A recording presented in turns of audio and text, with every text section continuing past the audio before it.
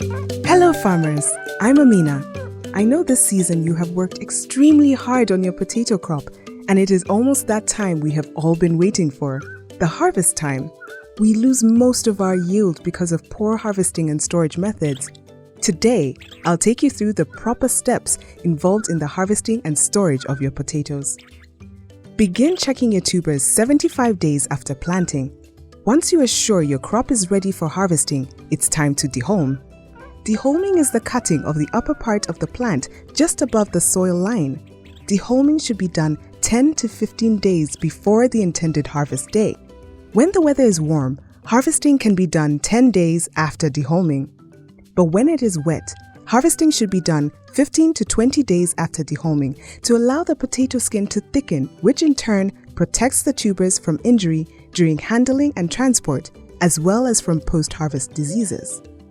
Dehulming also helps to stop potato tuber blight. If the crop is infected after the flowers drop, dehulm immediately.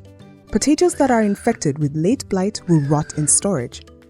After dehulming, collect all the hulms in a pile in the corner of the field and bury. This will reduce the source of late blight infection for the coming season.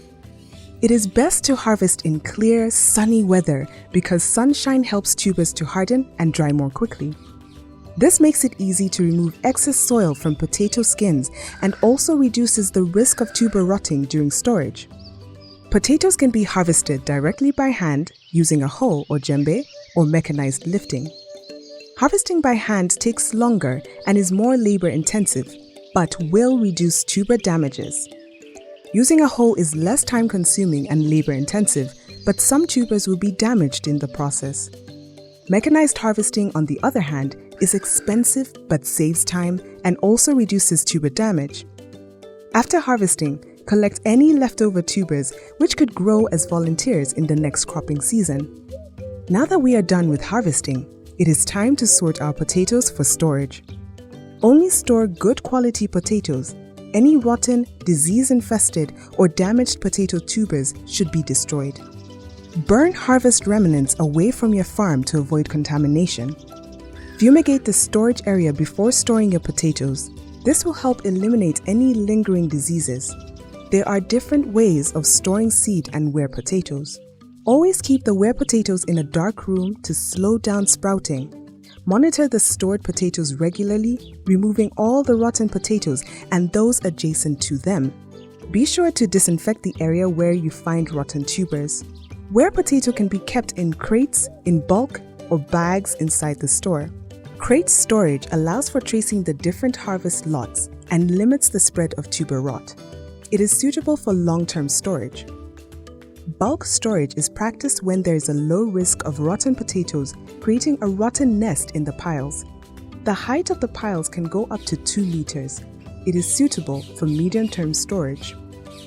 Bags are recommended for a short-term storage, especially when potatoes are sold immediately after harvest.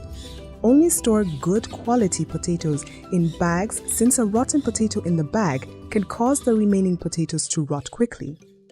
Seed potatoes should be graded into different seed sizes after sorting and before storage.